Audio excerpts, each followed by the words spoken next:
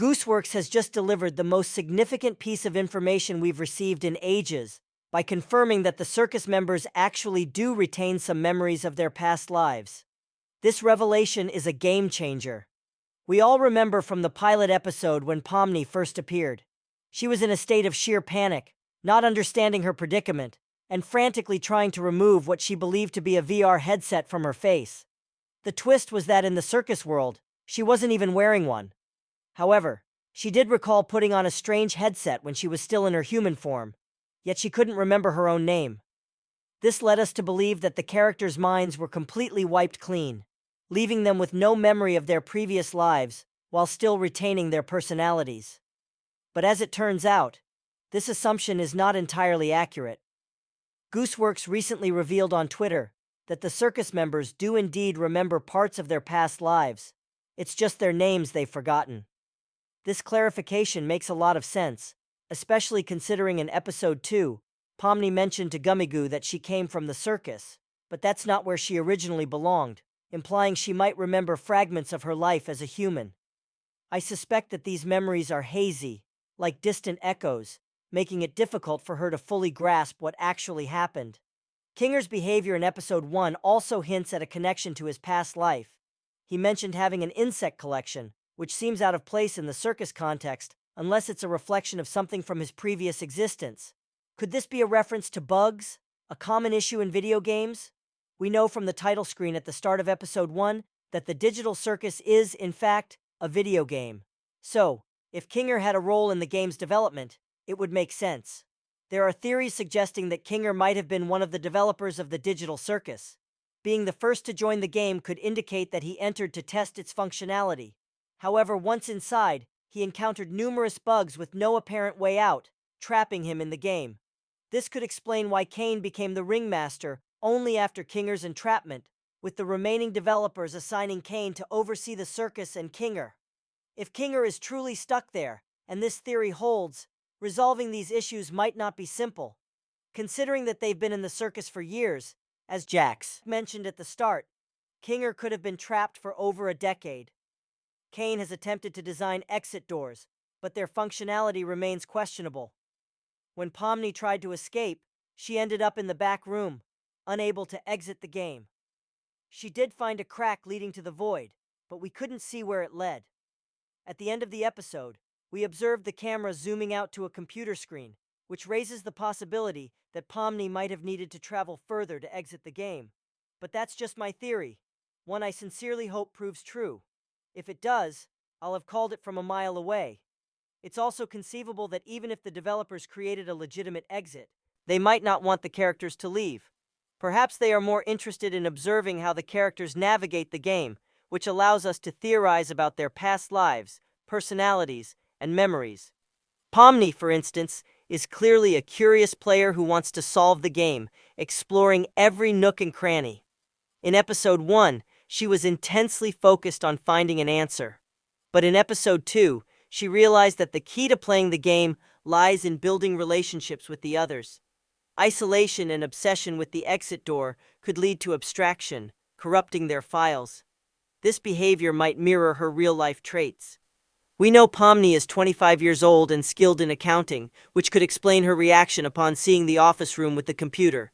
It might have triggered a memory. It's possible that Pomni worked as an accountant for the digital circus company, leading a monotonous life. Seeking an escape from her dull existence, she might have tried out a real-life video game, which eventually drew her into the circus.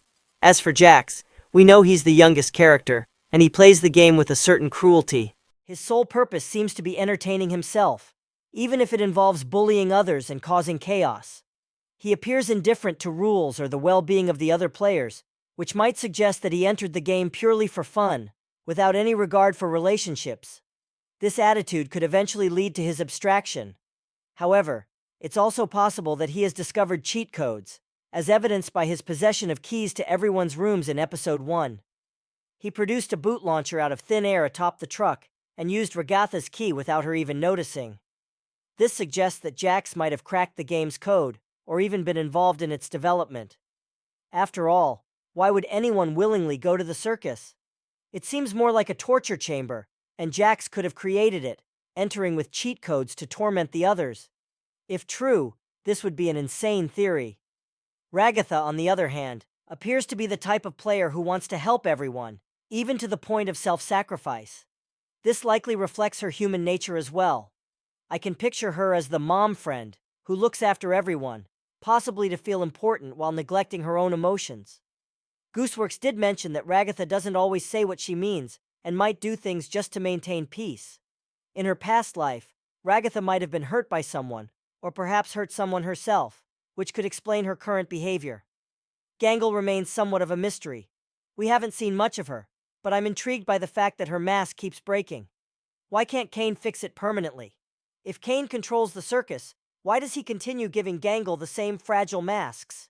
It seems cruel, but Gooseworx hinted that we'll soon learn why Gangle isn't allowed to feel happiness for too long. Zooble is another interesting character. She's also young, the same age as Jax, and appears to be more of a loner, though not in a negative way. Gooseworx revealed that Zooble once worked as a tattoo artist, and based on her character, we can infer she might have also been involved in fashion, given her constant outfit changes using the Zooble box. Comparing Zooble from episode 1 to episode 2, we can see that she's altered her body parts. I believe there's more to Zooble than we've seen so far. Even if she doesn't enjoy the adventures, we saw her reaching for Pomni's hand in the void, indicating that she, too, understands the importance of connecting with the other circus members. Her preference for solitude doesn't mean she dislikes others. She simply enjoys being alone. Lastly, there's an intriguing theory about Gummigoo from episode 2. After Kane killed Gummigoo, he made a rather cryptic remark that could make sense now, especially after Gooseworx's tweet. Kane told Pomni, "I know you guys love your NPCs, but if I start losing track of who's a human and who's an NPC, who knows what could happen?" He eliminated Gummigoo so quickly, almost without hesitation. But when he said this to Pomni, it's possible he realized the gravity of his actions. If you look closely, Kane's expression suggests he may have just committed the most heinous act imaginable. Perhaps Gummigoo was originally a circus member who spawned in like the others, and he accidentally brought an NPC from one of the adventures, similar to how Pomni brought Gummigoo along. Kane might not have realized he got rid of Gummigoo instead of the NPC, leading to Gummigoo's exile to the adventure, which could explain why Gummigoo seemed more advanced than any other NPC. He had memories, which might not be fabricated, but actual memories from his past, like the one about his mother. However, being sent to the Candy Canyon Kingdom and then falling into the back rooms could have caused his mind to unravel, blending real memories with his new reality. This theory aligns with Gooseworx's statement that episode 2 would focus on a character we hadn't met yet.